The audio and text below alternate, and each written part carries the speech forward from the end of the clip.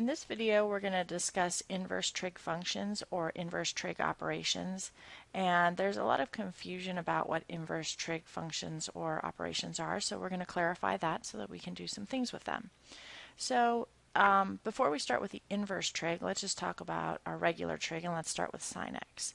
So if we're looking at sine x is equal to a over b, we have the x, which represents our angle, and then we have the a over b, which is the ratio. And in general, if you're doing basic geometry or basic right triangle trigonometry, you've got a right triangle, you've got an angle x, and the sine of x would be the opposite over the hypotenuse, so that's going to give us our a over b. Alright, so this is what normal trig functions are. They're ratios given an angle.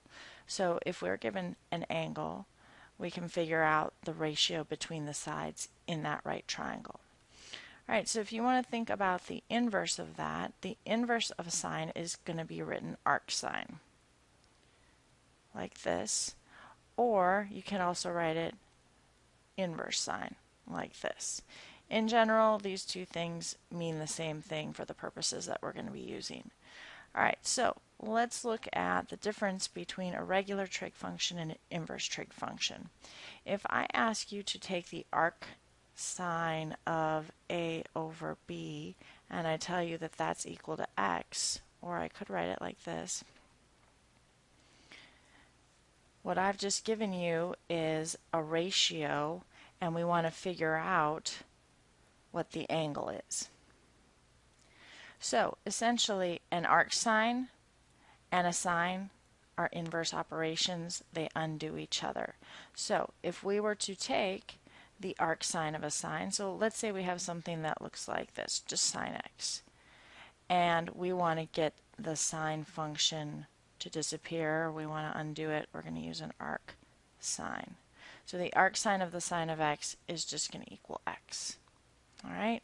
So this is just a reminder, when you're given a ratio and you want to figure out the angle, you need to use arc sine. When you're given an angle and you want to figure out the ratio, you are going to just use the regular basic trig function. So let's look at an example and see how this actually works. We're going to look at the example I have here. What possible angles could be solutions for y? Okay, and in this case I've given you the arc cosine. Now, if we're going to do this problem, it would be a good idea to rewrite this. So we could rewrite this as 1/2 is equal to the cosine of y. If we take the cosine of each side, the cosine and the arc cosine will be inverse operations, and we'll be left with a ratio that's 1/2.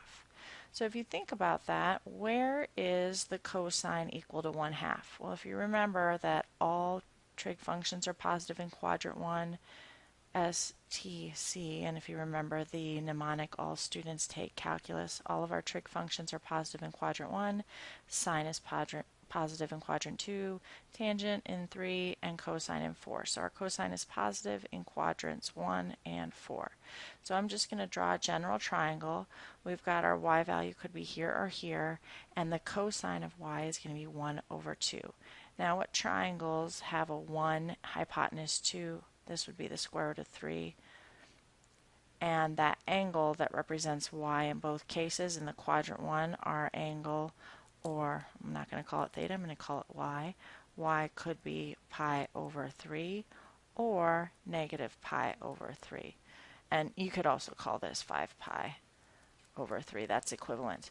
So I want to use these two angles because we do have to kind of restrict our theta. Our domain has to be in these two quadrants.